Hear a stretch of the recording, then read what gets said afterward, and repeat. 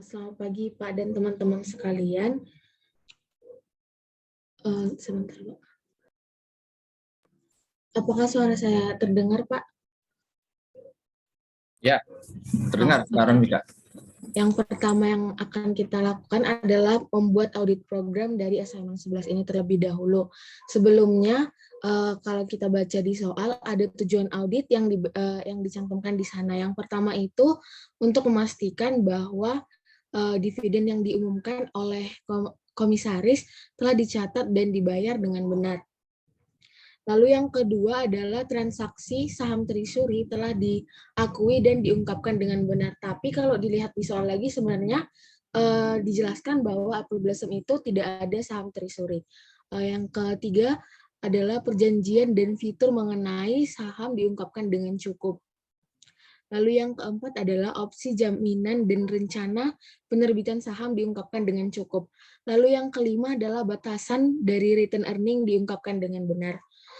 Kemudian yang selanjutnya prosedur audit atau prosedur audit yang dapat dibuat untuk program audit ini. Yang pertama adalah kita bisa melakukan review pengendalian internal pada akun capital stock, return earning, dan akun modal lainnya. Nah, terkait dengan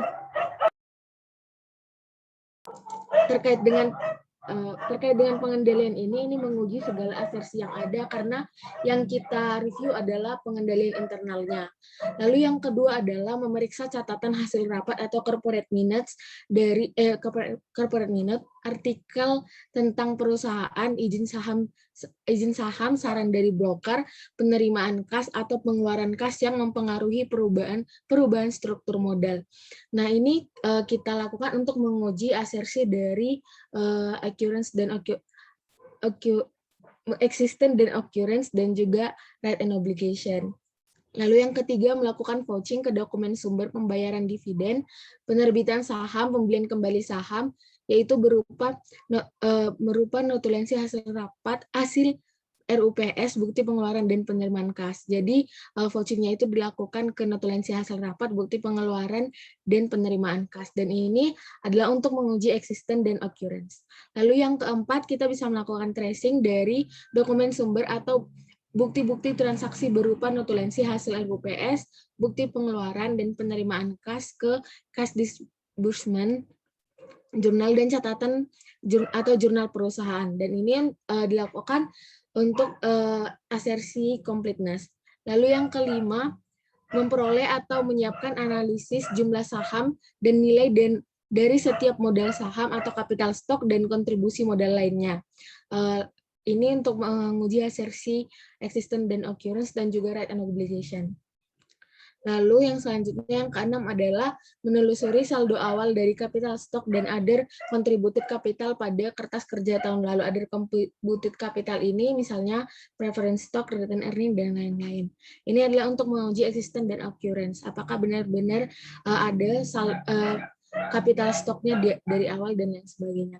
Lalu yang ketujuh adalah untuk meminta penjelasan dan melakukan inspeksi catatan sertifikat saham treasury yang berada di bawah nama perusahaan dan siapa yang memberi otoritas. Ini untuk menguji existence dan occurrence-nya, right and obligations-nya, dan juga disclosure-nya. Lalu lagi ke bawah.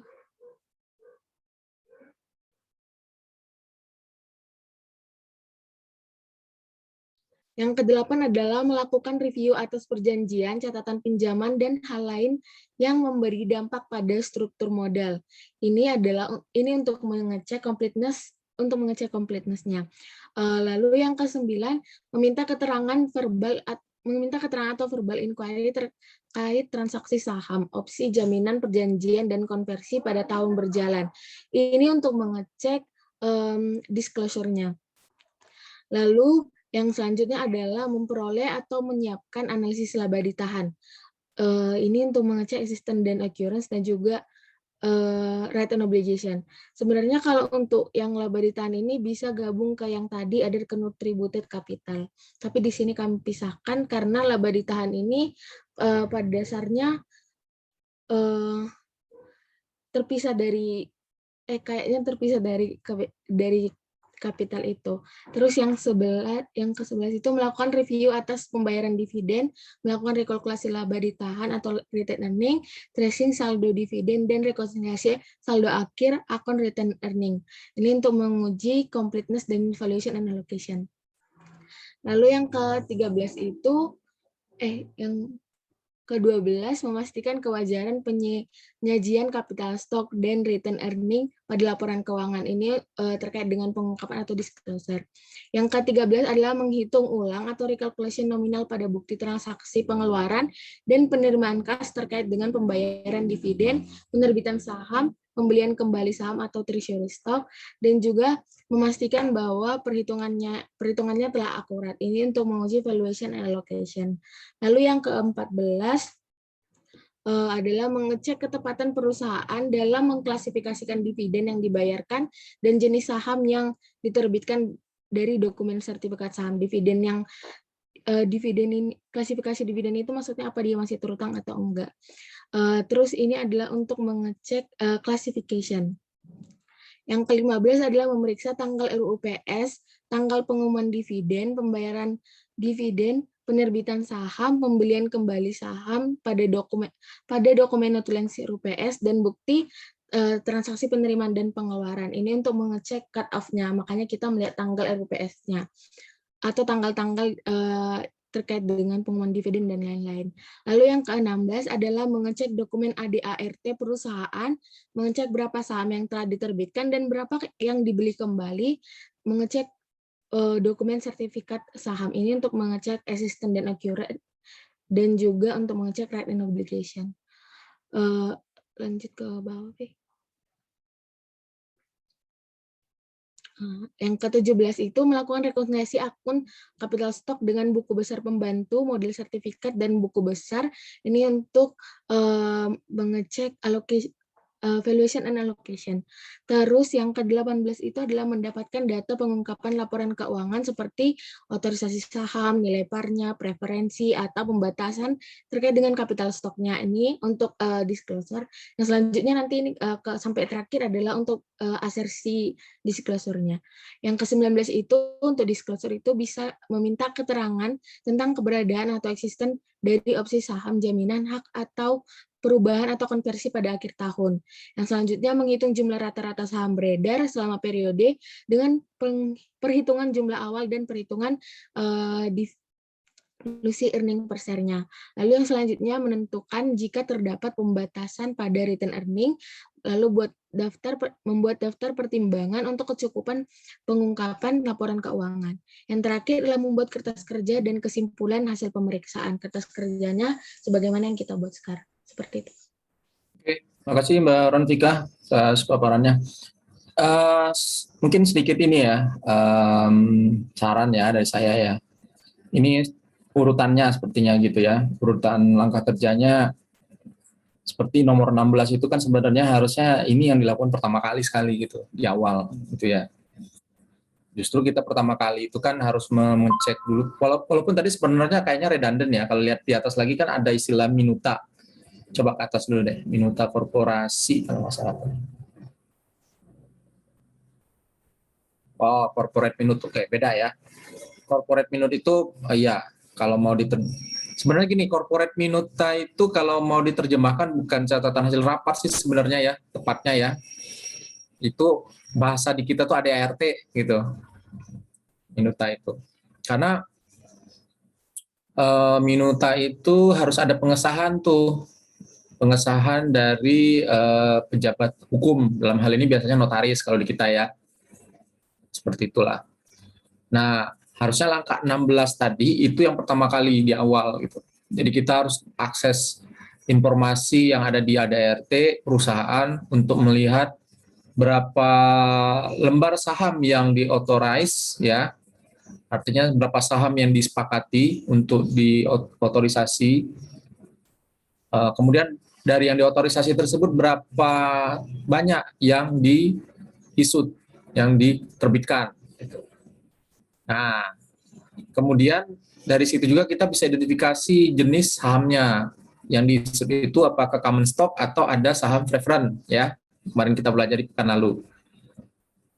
Berapa nilai parnya? Nah, baru nanti kita bisa lihat lagi yang lain-lain gitu. Coba turun lagi deh. Ya, ini ada 16. Stop. 16. Gitu tuh ya. Kemudian langkah yang kedua sebenarnya nomor 18. Ya. Jadi sebelum kita masuk jauh ke transaksi-transaksi pengujian atas saldo transaksinya, kita 19 ini 18 ini kita harus peroleh dulu data pengungkapan. Ya, data pengungkapan terkait otorisasi saham sebenarnya tadi bisa kita lihat di ADART ya. Itu udah ada tuh, itu pasti ada di situ. Termasuk ini ya, termasuk perubahannya. Kadang-kadang ketika perusahaan itu mau meisut ulang, artinya gini, misalkan ada 20.000 yang diauthorize ya, kemudian 5.000 yang diisut, berarti masih ada 15.000 kan yang belum diisut ya. Nah, ketika mereka mau mengisut lagi, itu mereka harus melakukan namanya revisi, perubahan corporate minuta tadi istilahnya gitu ya, atau ADRT-nya harus dirubah lagi. Walaupun informasi yang berubah cuma itu doang gitu ya, tapi tetap karena itu kan produk hukum ya, disepakati oleh para pihak. Kan biasanya ada yang udah pernah baca akte pendirian perusahaan di kelas ini? Ada nggak? Belum pernah ya? Belum ada yang sama sekali pernah lihat bagaimana akte pendirian perusahaan?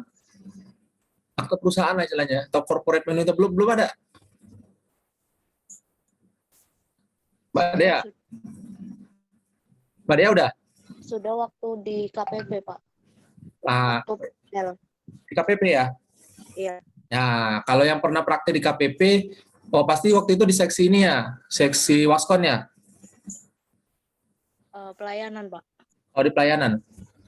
Pelayanan berarti ngarsip itu ya? SPT segala macam ya? Iya, Pak. Ya. Ya, biasanya kalau di KPP memang ada master file wajib pajak.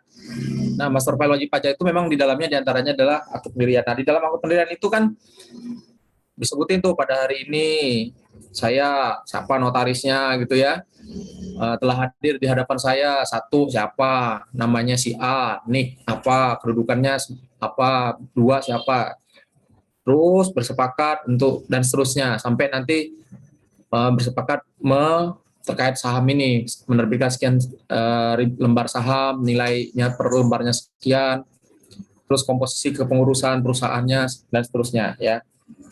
Jadi nomor 18. Kemudian ya nomor 18 ini sebenarnya sama dengan nomor 16 ya.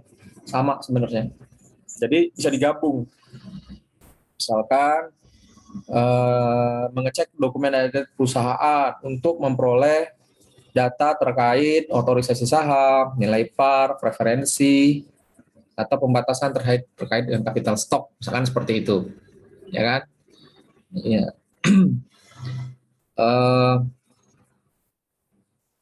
Kemudian baru yang nomor 19 ya, kita bisa melacak atau mendeteksi ada nggak opsi-opsi tertentu dalam saham-saham tersebut, atau ada jaminan atau terkait haknya gitu, hak pemilik saham itu seperti apa, atau ada konversi atau tidak gitu ya.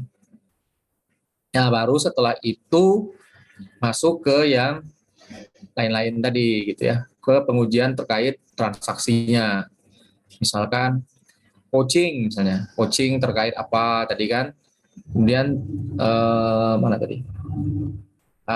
Coaching misalnya ini terkait dividen ya. Udah bukan lagi terkait coaching terkait penerbitan saham sebenarnya sudah ya terwakili kalau kita tadi dengan akses terhadap dokumen ADRT atau corporate minuta tadi. Ya paling coaching apakah ada pembelian kembali saham gitu ya. Kemudian bisa juga coaching ke notulensi, hasil UPS, di pengeluaran, payment kas ya bisa. Jadi ya sekalian saya tambahkan juga, mungkin ini belum tersampaikan di pertemuan-pertemuan sebelumnya ya. Bedanya tracing dan poaching itu apa sih gitu ya. Jadi kalau poaching itu dia dengan tracing itu hubungannya tuh terbalik. Ya, terbalik. Jadi kalau poaching itu dari laporan keuangan kita mundur ke belakang.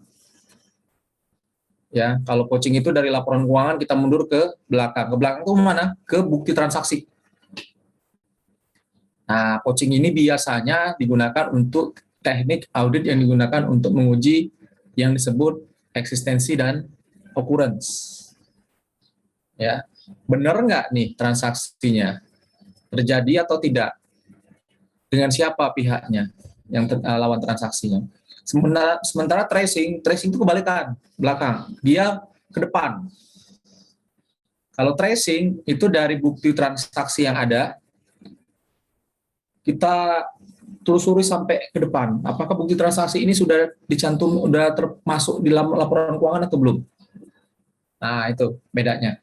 Ya, mungkin belum tersampaikan. Jadi biar paham gitu ya. Jadi kalau poaching dia mundur dari laporan keuangan jadi poaching itu istilahnya menguji angka-angka yang dalam laporan keuangan itu apakah ada dokumen sumbernya atau tidak, itu poaching.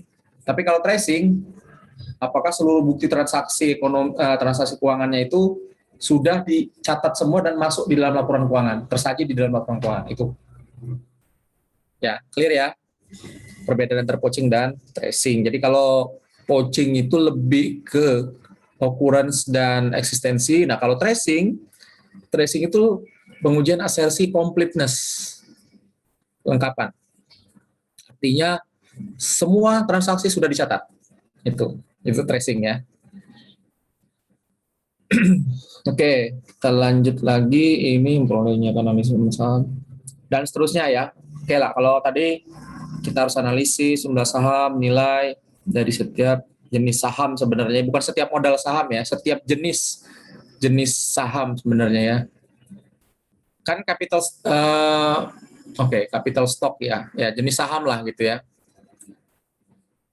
Jenis modal saham boleh nggak apa-apa, jangan dihapus modalnya, nggak apa-apa. Setiap jenis modal saham.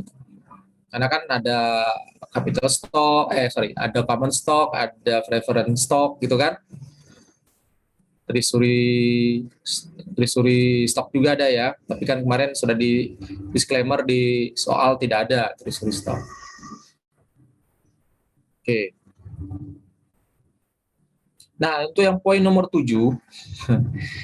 Sebenarnya ini nggak perlu. Kenapa? Kan udah ada di pemberitahuan di soalnya. Kalau Capel Blossom nggak punya treasury. Ngapain kita melakukan ini lagi pengujian gitu kan? Jadi nggak perlu gitu ya. Kalau sudah ada informasi bahwa perusahaan tersebut tidak punya saham treasury, ya sudah gitu. Ngapain kita capek-capek. Walaupun ini sekedar soal, tapi bayangkan gini, kalau ini kita lakukan sebenarnya gitu ya. Artinya kan audit itu kan ada keterbatasan waktu gitu kan, ada keterbatasan sumber daya manusianya, biaya dan sebagainya. Nah, kalau langkah kerja yang tidak perlu dilakukan ya mendingan nggak usah gitu. Karena pasti akan satu time consuming pasti, ya kan. Terus sama resource yang lainnya juga gitu. Oke. Nah, nanti ada beberapa poin yang prosedur di sini nanti ada muncul di soal kuis nih. Silahkan nanti dijawab nanti. Ada, tapi saya nggak ngasih tahu ya, tapi ada gitu ya. Kenapa hal tersebut harus diuji gitu. Oke, silakan dilanjutkan kembali paparannya kelompok 4.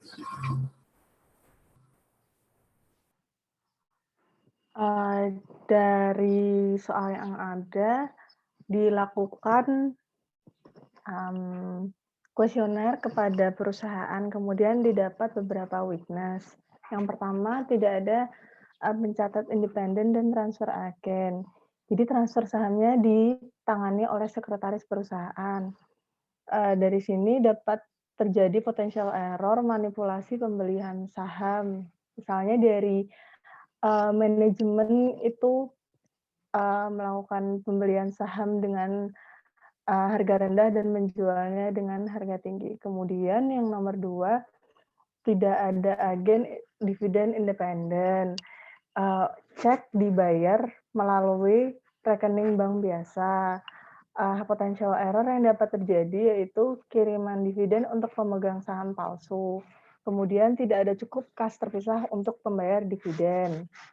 Kemudian yang ketiga, buku sertifikat dan buku besar pemegang saham direkonsiliasi hanya setiap kali ada transaksi yang mempengaruhi modal saham. Potensial error yang dapat terjadi yaitu pertama, transaksi tidak tercatat, dan yang kedua, salah perhitungan.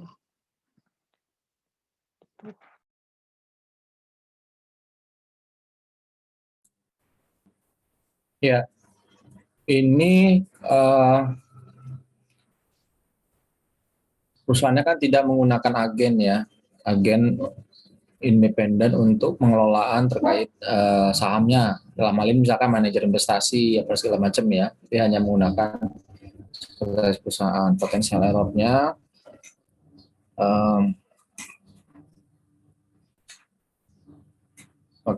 error-nya itu sebenarnya bukan manipulasi pembelian saham ya, tetapi lebih ke pencatatannya sebenarnya gitu ya. Karena kalau transaksi saham itu kan bukan seperti transaksi yang lain gitu ya. Dia kan harus ada otorisasi, harus ada kesepakatan, persetujuan dari dewan komisaris, dari direksi gitu ya. Tapi kalau pencatatan kan ya bisa jadi kan ya, manipulasi catatan jenis sahamnya misalkan seperti itu. Bisa seperti itu. Kemudian yang kedua, iya rekening bank biasa. Mungkin perlu dijelaskan yang maksudnya kiriman dividen untuk pemegang saham palsu itu seperti apa ya?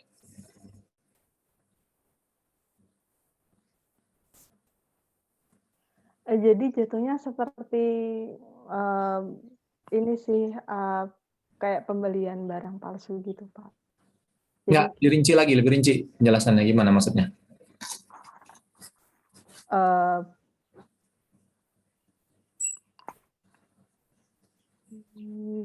Jadi yang pemegang saham yang tidak terotorisasi gitu, Pak. Jadi otorisasinya kurang baik.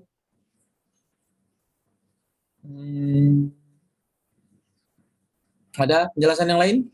Mungkin teman-teman dari kelompok 4 bisa bantu? Maksudnya kiriman dividen untuk pemegang saham palsu?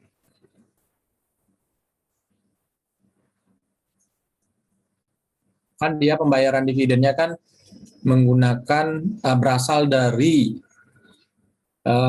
rekening bank biasa gitu ya. Artinya rekening bank biasa itu maksudnya tidak ada rekening khusus gitu ya. Tidak ada rekening khusus untuk pembayaran dividen ini, alokasi pembayaran dividen ini. Nah, kira-kira errornya apa? Seperti itu.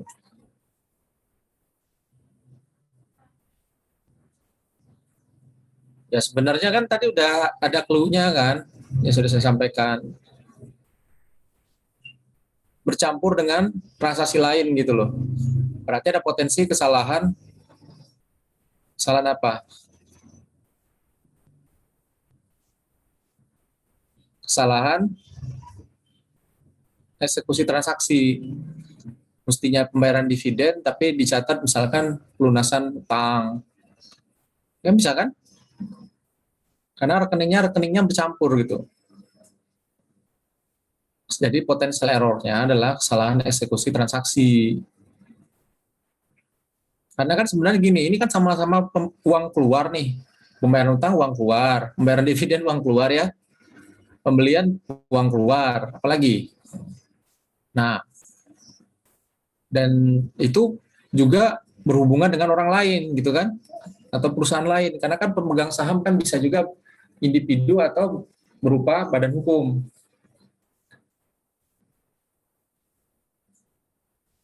Nah, misalkan utang misalnya, pembayaran utang, tahunya itu harusnya pembayaran dividen, tapi tercatat sebagai pelunasan pembayaran utang. atau transaksi pembelian barang, atau transaksi apa lagi? Yang pengeluaran-pengeluaran lah, intinya seperti itu. Jadi ada kemungkinan salah satu transaksi. Oke, ya dilanjut kelompok 4. Kalau untuk nomor 3 saya nggak ada komen. Silakan.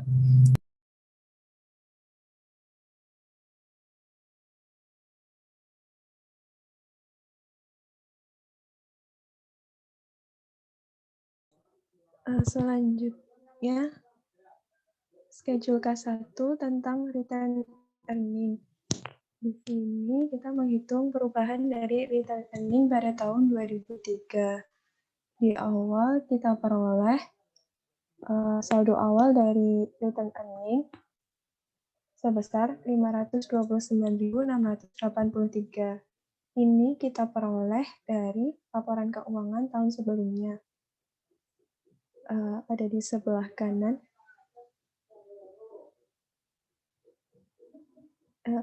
Agak ke bawah nih.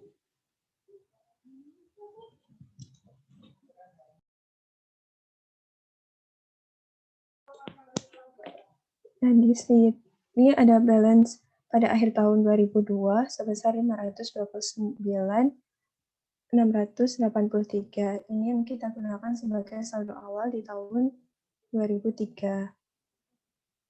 Bisa balik lagi ke schedule-nya. Nah, setelah itu kita cari dividen yang di tahun 2003. Ini kita peroleh, sudah pernah dihitung di assignment 9, diperoleh ada dividen sebesar 23.125. Bisa dilihat di agak ke bawah sih, yang paling bawah. Nah, di sini di bab payroll and accrued liabilities kita mendapatkan dividen payable sebesar 23.125. Lagi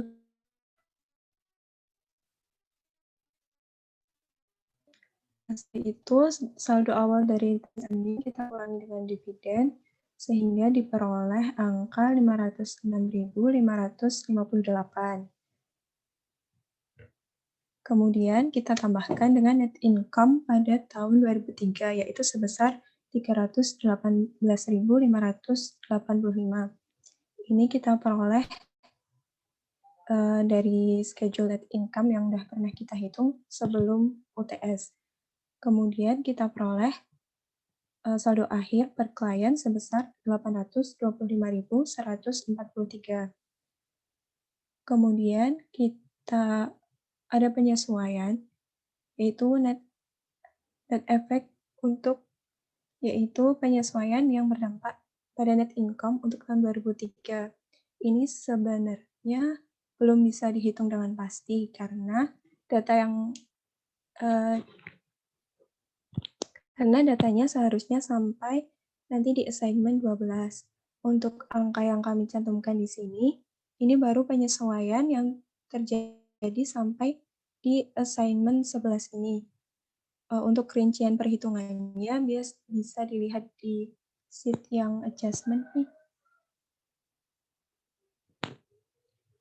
Ini perhitungan untuk menghitung penyesuaian yang berpengaruh ke net income-nya.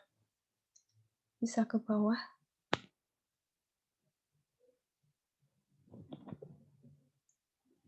Jadi kita menghitung penyesuaian yang mempengaruhi net income di saldo debit dan di saldo kredit. Kemudian jumlahnya kita selisihkan, kemudian diperoleh sebesar 153.847 di sisi debit.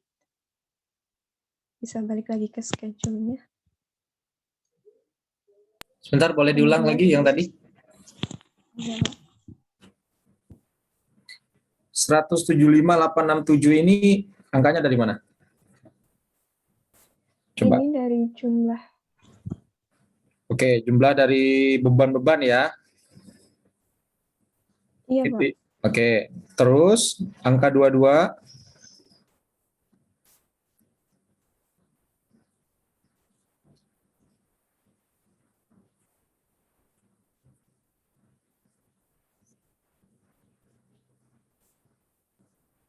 Oke. Oh ya. Jadi kalau yang eh, akun beban di sisi debit dikurangi dengan akun beban yang ada di sisi kredit gitu ya. Angka 153 tadi. Iya, Pak. Oke. Ya, lanjut.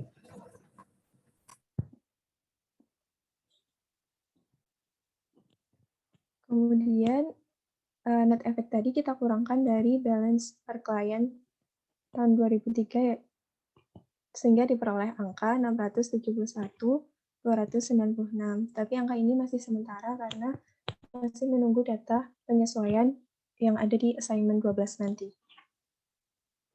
Sekian Pak untuk yang schedule K1. Ya. Kasih. Jadi kalau kita lihat di sini memang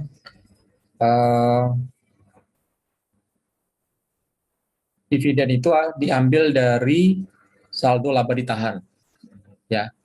Saldo laba ditahan. Nah, saldo laba ditahan ini tentunya muncul dari laba bersih ya. Dari saldo laba bersih yang tidak dibayarkan dividennya, yang tidak dijadikan dividen. Gitu. Nah, biasanya saldo laba ditahan ini muncul pertama kali ketika kapan? Ayo. Kira-kira. Kapan pertama kali muncul saldo laba ditahan?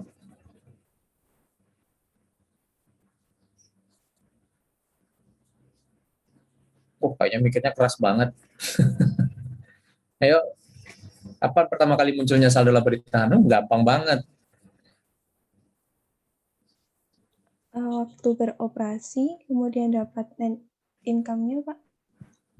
Ya, itu betul ya. Artinya gini, tapi ya jawaban yang lebih tepat gini. Saldo laba ditahan itu akan muncul ketika perusahaan tersebut menyusun laporan keuangan. Ya kalau dia beroperasi tapi nggak nyusun laporan keuangan, nggak akan muncul lah saldo laba ditahan. Ya. Nah, konsep awal kan kita belajar accounting kan ada aset sama dengan liabilities ditambah dengan equity, ya, modal gitu kan. Itu kan konsepnya ya. Konsep yang akhirnya dirinci, didetail itulah menjadi neraca. Aset itu apa aja, di sisi kiri, kemudian di sisi kanannya adalah liabilities-nya apa, kemudian ekuitasnya apa. Nah, ketika menyusun neraca, laporan keuangan yang berkelanjutan kan neraca ya, yang terus angkanya itu akan berpengaruh ke periode-periode yang berikutnya. Sementara kalau yang lain seperti termasuk arus kas juga berpengaruh juga ke transaksi periode-periode berikutnya. Kalau yang lain seperti laba rugi, enggak kan, laba rugi itu sifatnya periodik saja dia satu periode itu. Nah, laba bersih yang dihasilkan dari kegiatan operasional perusahaan itulah yang nanti menjadi saldo awal atau penambah dari saldo laba ditahan. Dengan catatan tentunya tidak semua laba itu pasti dibagi-bagi gitu kan oleh perusahaan, kan enggak. Perusahaan yang baik tentunya pasti dia akan memupuk modal istilahnya gitu ya. Setiap laba yang diperoleh nanti akan digunakan untuk menambah modal ya. Apalagi perusahaan-perusahaan yang baru berdiri gitu ya.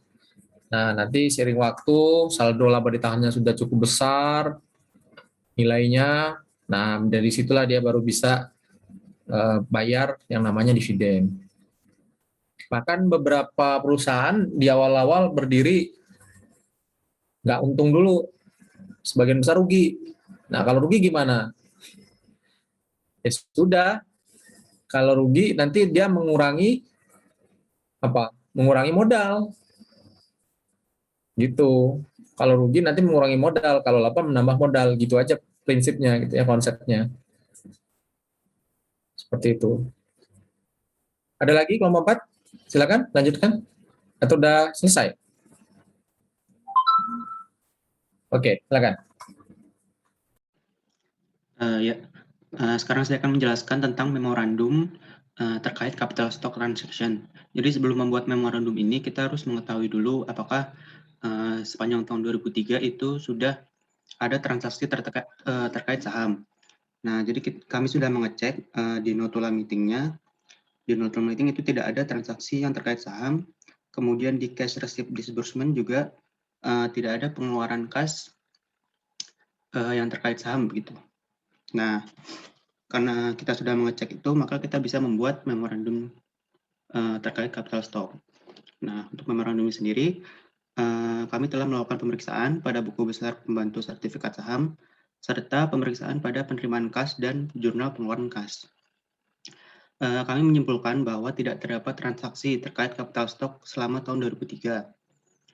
Jumlah saham yang diterbitkan dan yang beredar hingga tahun 2003 sebanyak 9.250 saham dari jumlah 20.000 saham yang diotorisasi. Nah, ini angka ini sebenarnya dari awal berdiri perusahaan itu ada di history dan background Apple Blossom. Jadi pada tahun 91 itu diterbitkan sebanyak 6.000 saham. Nah, kemudian pada tahun 95 diterbitkan saham tambahan sebanyak 3.250 saham. Jadi total saham yang sudah beredar di pasaran itu ada 9.250 dari 20.000 saham yang telah diotorisasi. Kemudian saldo akun capital stock dan other contributed capital masing-masing adalah 925.000 dan 736.550. Nah, angka ini didapat dari laporan keuangan akhir tahun 2002. Karena tidak ada transaksi terkait saham pada tahun 2003, maka saldonya akan masih sama gitu dengan yang di 2002. Sehingga saldo akun sudah dinyatakan secara wajar pada 31 Desember 2003. Sekian aja, Pak.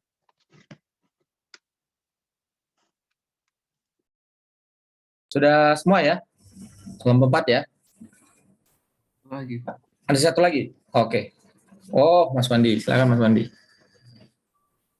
Selanjutnya ada schedule utama dari capital stock dan RE ini. Ini ada 3 akun, capital stock, other contributed capital, dan retained earning.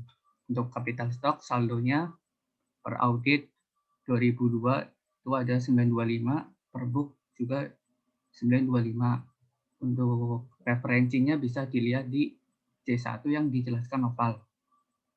Karena tidak ada adjustment, maka saldo per audit tahun 2003 masih sama. Begitu juga saldo other contributed capital. Saldonya 736.550. Karena tidak ada adjustment, maka saldonya masih sama. Ya, untuk retained earning ini referensinya bisa dilihat di H3 dan K1. Per auditnya tahun 2002 itu ada 529.683. Sementara per booknya ada 825.143. Untuk adjustmentnya belum bisa diisi karena data belum lengkap. Asumsinya di sini masih ada adjustment mungkin di assignment berikutnya, sehingga di sini belum bisa diisi. Untuk itu saldo per auditnya masih kosong. Gitu, Pak. Oke, terima kasih. Kelompok 4 sudah selesai ya? Baik. Sekarang waktu menunjukkan 8.20. Ya, tadi ada beberapa memang yang saldo laba ditahannya belum bisa di-adjust secara menyeluruh ya, karena masih ada transaksi-transaksi yang lain yang belum kita tuntaskan kan pengujiannya gitu ya di assignment berikutnya. Oke. Selanjutnya adalah kita lanjut untuk tugas pekan depan. Kita pekan depan assignment ke sebentar.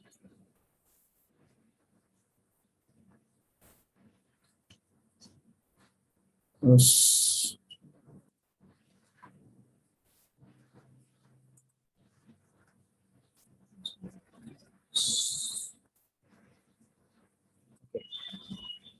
Sobat silakan dibuka di buku Apple Blossom-nya di assignment 3. Boleh dibuka, ada yang volunteer buka bukunya dulu. Coba kita lihat sama-sama. Assignment 3.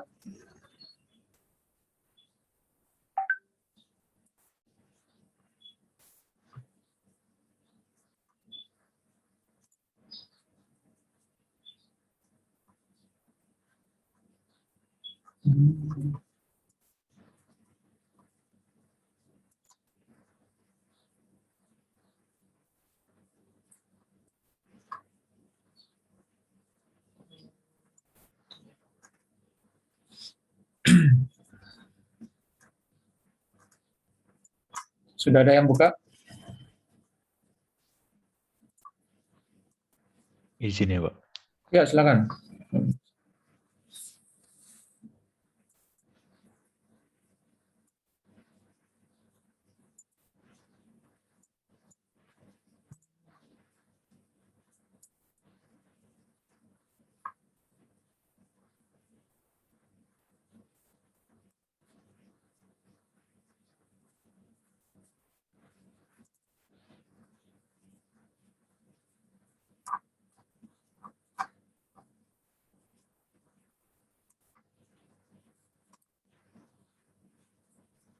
Apakah sudah terlihat, Pak? Oke, sudah. Oh, ini case ya? Wah, salah saya. Sorry. Bukan assignment 3. Yang investasi assignment berapa ya? 6, Pak. Assignment 6. Coba.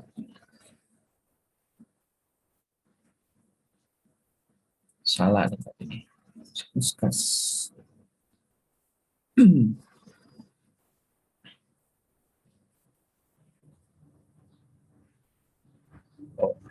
Oke. Nah, ini ya.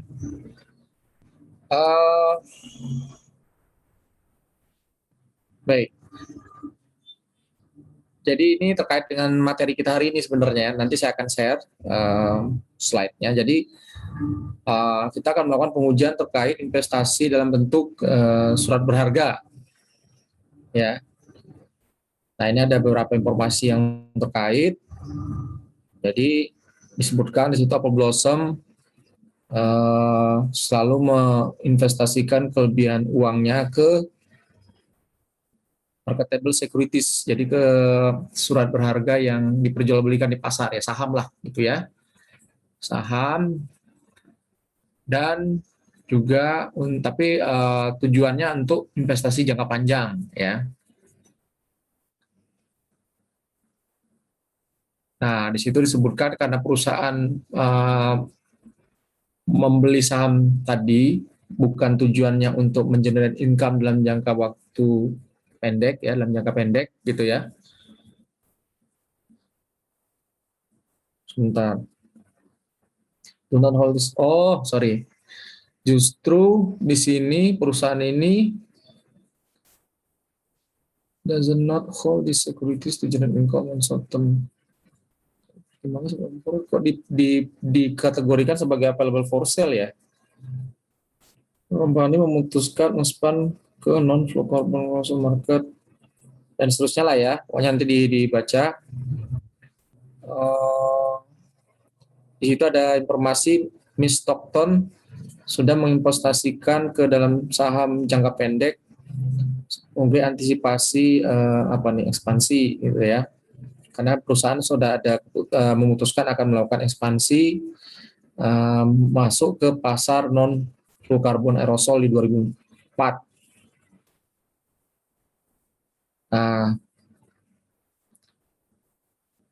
Nah, yang bertindak sebagai custody itu semacam kayak perantara gitu ya. Perantara pengelolaan sekuritas dan investmentnya ini adalah Miss Stockton ya. Dia yang menyimpan semua dokumen-dokumen surat berharganya ya dan investasinya, catatan investasi. Sementara untuk pencatatan transaksi tetap dilakukan oleh bagian accounting. Nah, ini ada beberapa ICQ, internal control questionnaire, untuk menguji, untuk memperlihatkan sejauh mana sih pengendalian internalnya memadai atau tidak. Kita fokus ke yang jawabannya no. Ya, misalkan ini nomor 3. Nah, apakah setiap pembelian atau individu yang melakukan pembelian atau penjualan surat berharga itu sudah mendapatkan persetujuan atau authorize dari Dewan Direksi? Jawabannya enggak. Ya, jadi sifatnya hanya authorize-nya sifatnya umum, diberikan ke Stockton. Jadi sepertinya Mrs. Stockton ini kayak dapat mandat, dah kamu pokoknya yang kita kasih tanggung jawab, kita kasih kewenangan, ya, kita kasih otoritas untuk menjual, untuk memutuskan menjual atau membeli saham. Ya. Jadi di sini idealnya memang kita udah pelajari ya, bahwa kemarin juga setiap namanya penerbitan, pembelian kembali dan sebagainya itu terkait saham itu harus diputuskan secara kolektif ya, diputuskan oleh Dewan Direksi, itu ya, Board of Directors. Kemudian apalagi yang no? Does the accounting department maintain an independent record of income from investment? Nah, jawabannya juga no. Apakah bagian accounting ya itu mengelola secara mandiri catatan-catatan terkait pendapatan yang diperoleh dari investasi? Jawabannya no.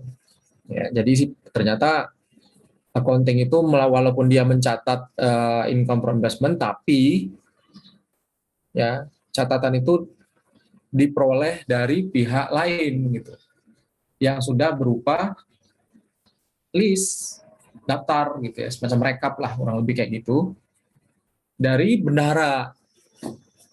Nah, harusnya kan setiap kali peristiwa ekonomi atau transaksi keuangan itu terjadi, bagian accounting harusnya terinformasi bukti transaksinya yang disampaikan ke bagian accounting. Nanti bagian accounting yang mencatat.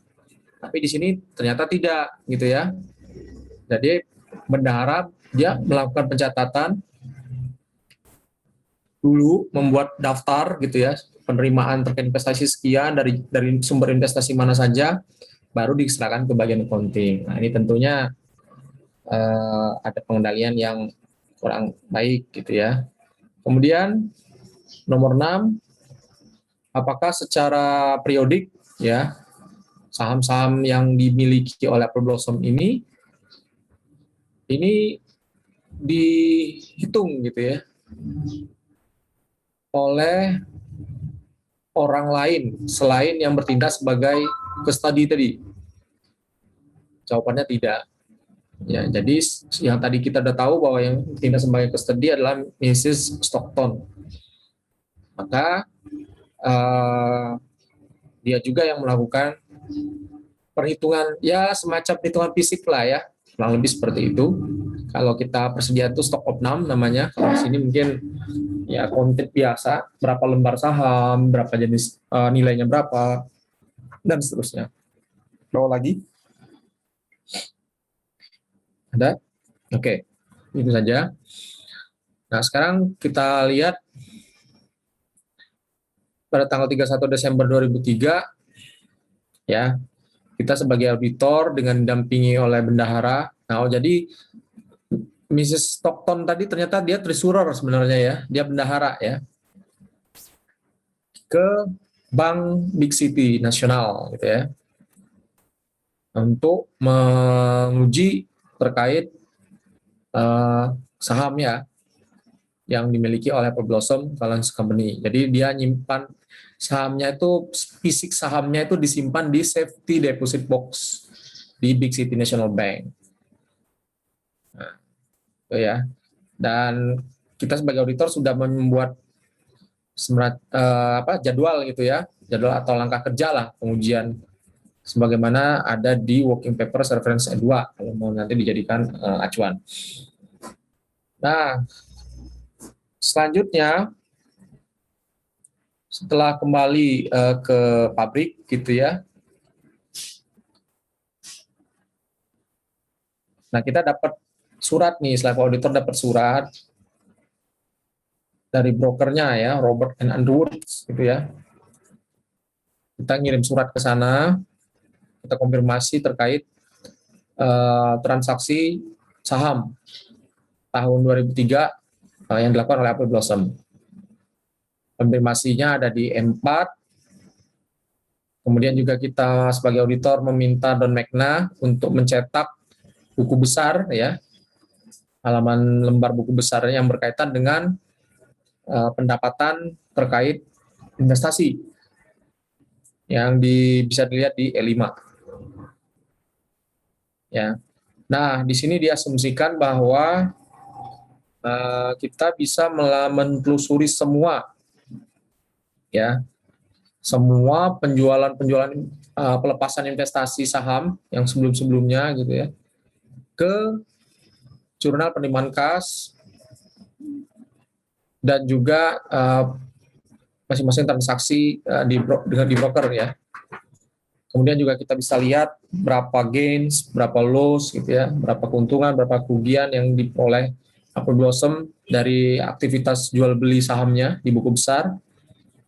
Kemudian ketika kita melakukan pengujian pendapatan terkait akun investasi, kita juga sudah melakukan pengecekan, ya, terhadap semua tarif dividen yang kita bandingkan dengan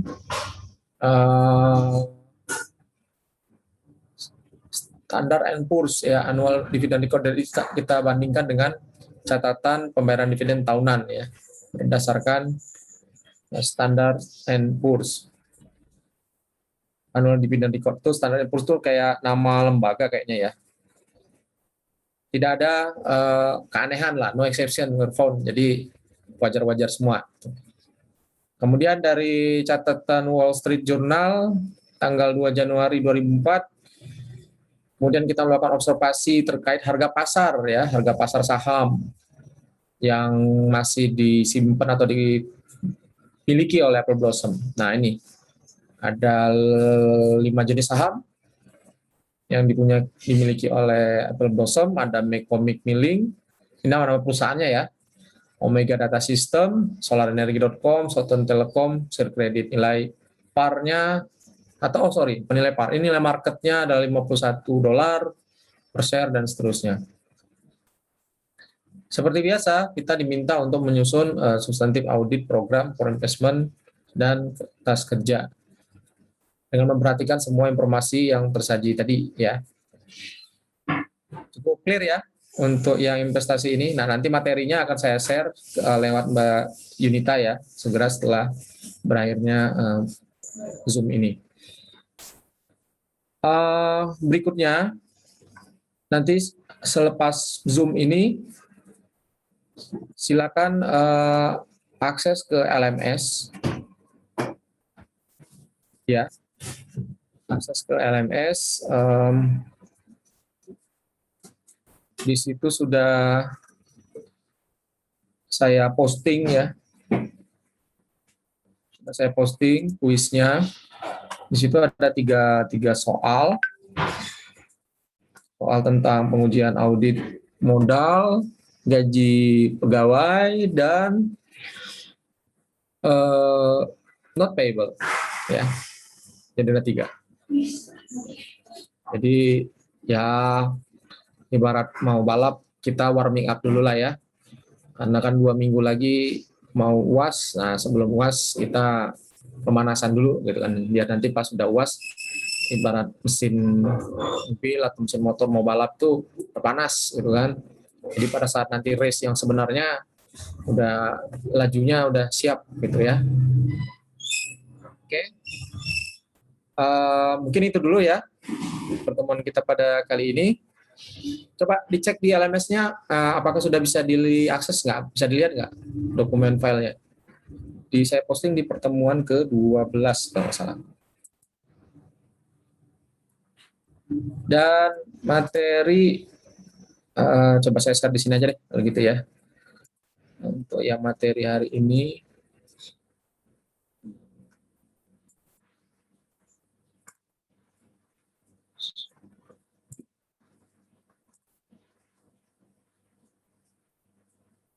ya, Silakan cek di kolom chatnya, itu saya udah baru share PPT untuk materi di hari ini. Silakan dibaca-baca ya, investasi. Tapi nanti sebagai backup juga saya share ke Mbak Yunita ya, untuk ininya. LMS gimana? Udah bisa dibuka belum? Di saya masih kosong, Pak. Masih kosong ya? Oke. Oke deh kalau gitu. Bentar ya.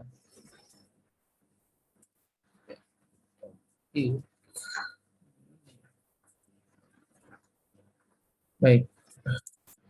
Ini mungkin karena kalau saya udah muncul ya.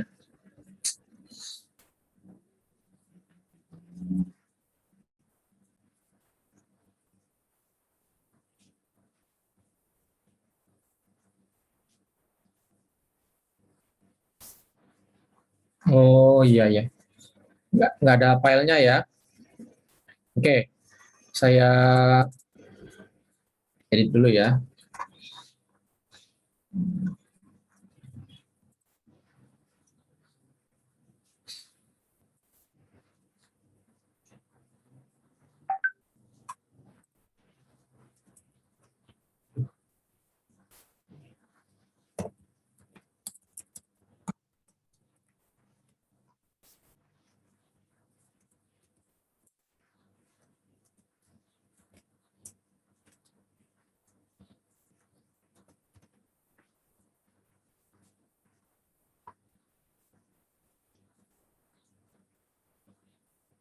Sebentar.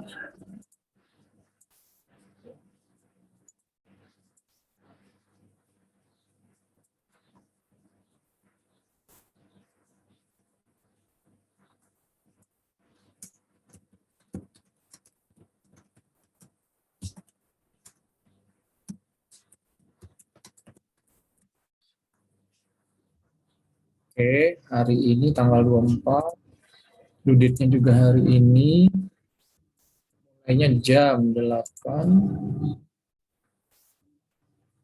kira-kira 40, 30, tuntasnya di jam 10.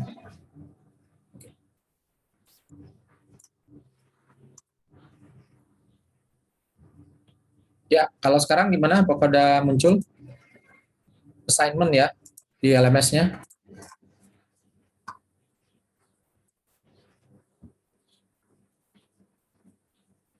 Sudah? Sudah ya? Sudah ada muncul ya file PDF.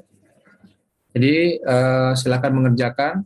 Nanti pengumpulannya paling lambat jam 10. Usahakan tepat waktu. Ya.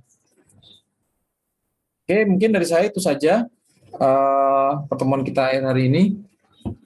Bertanya, Pak. Ya, ada yang mau ditanyakan, Mas Zidan? Kuisnya tulis tangan atau diketik? Oh, teknis pengerjaannya, ya, tulis tangan ya. Sekalian latihan buat UAS kan juga gitu kan? Ya, menjawab soalnya kan juga tulis tangan, terus nanti di-scan, di-foto, terus di-upload di situ. Ya, kan saya bilang tadi ini warming up, pemanasan lah. Biar nanti UASnya tangannya udah kaku, gitu ya. Oke ya, saya rasa cukup. Terima kasih atas perhatiannya. Saya akhiri pertemuan kita pada hari ini. Assalamualaikum warahmatullahi wabarakatuh. Selamat pagi, selamat mengerjakan. Ya. Terima kasih.